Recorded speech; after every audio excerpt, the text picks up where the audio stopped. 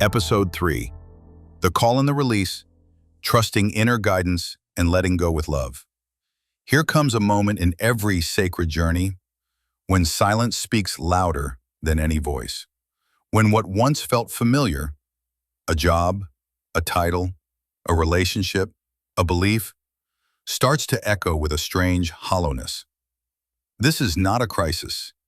It's a calling, a quiet, persistent nudge from the soul, asking, "Are you listening?"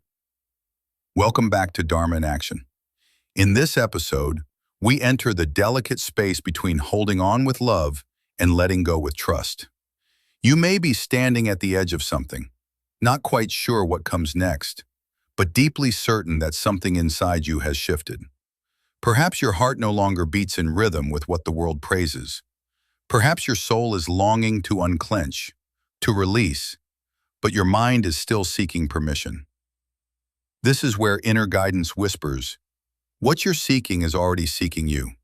Today, we journey through the inner landscape of choice, how to trust the intuitive pull, how to sift through the noise, and how to release people, roles, and identities without abandoning love. Because true detachment is never cold. It is sacred. It's not about pushing people away. It's about walking your path, even when it diverges from theirs. Let's begin. There's a reason the soul speaks in whispers, because truth does not shout. We live in a world that rewards noise, louder opinions, faster decisions, constant movement dressed as progress. But inner wisdom, it doesn't compete with chaos. It waits, patiently, for you to become still enough to hear it. At first, the inner call may feel vague, a discomfort, a tension, a subtle unease in situations that once felt normal. You're not being ungrateful, you're being awakened. This is the moment many ignore, because the path of truth often asks you to walk away from what is working on the outside, to follow what's real on the inside. But how do you tell the difference between ego and intuition, between a soul nudge and fear dressed as escape? Here's a simple compass. Ego pushes. It demands urgency. It's loud. Intuition pulls. It's subtle. It leaves you feeling clear, not chaotic. Ego seeks safety through control. Intuition offers freedom through surrender. And yet, inner guidance rarely offers certainty. It offers clarity. You may not know where the road leads, but you know you must take the first step. Story example. The call ignored. A woman sits in a secure job, a stable relationship, a life that checks all the boxes. But inside, she feels like a guest in her own life. Every morning, her chest tightens. She tells herself it's stress, but it's actually her soul, saying, "This is not your path anymore." Still, she resists. She tells herself, "I've worked too hard to walk away. I don't want to disappoint anyone. I should be grateful." But eventually, not listening becomes more painful than change. So she chooses the unknown, and she discovers what so many do, that following the soul often looks crazy to others, until it becomes beautiful in hindsight. Sacred detachment, the path of love. Let's talk about letting go. Most of us were taught that to release someone means we're abandoning them, that to detach means we no longer care. But that's not detachment, that's avoidance.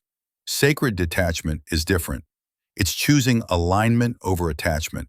It's saying, I can love you and still walk away from this version of us. I can honor what we had and still choose what I'm becoming.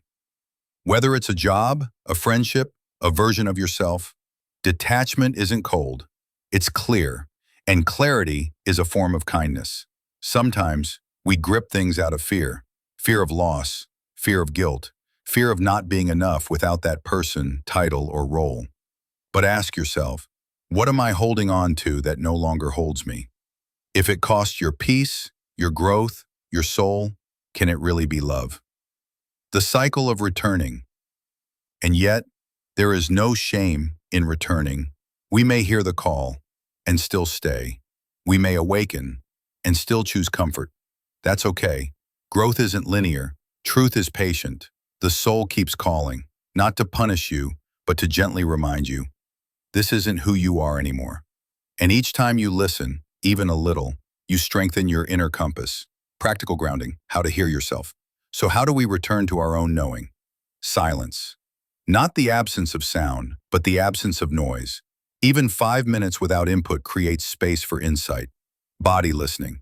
Your soul speaks through the body. Notice what tightens when you say yes. Notice what softens when you say no. Journaling. Let the words come raw and unfiltered. Ask, what truth am I avoiding? And wait. Conscious release. Write a letter you never send. Burn it.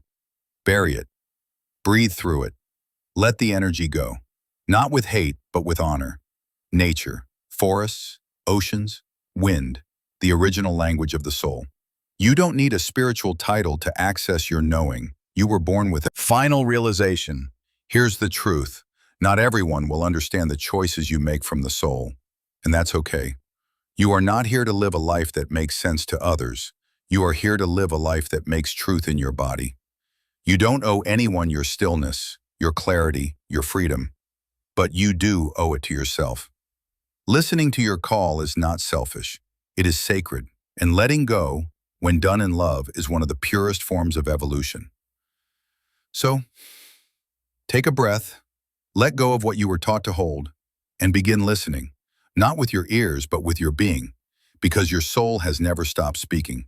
Only now, you're finally quiet enough to hear. This journey is not about becoming someone new.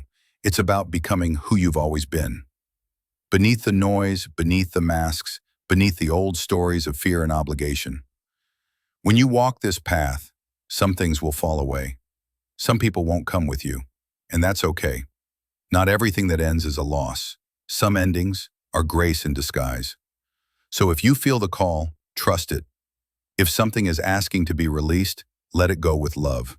Because you are not just healing your own life. You're creating a new timeline for everyone who will come after you. This is what Dharma in action looks like.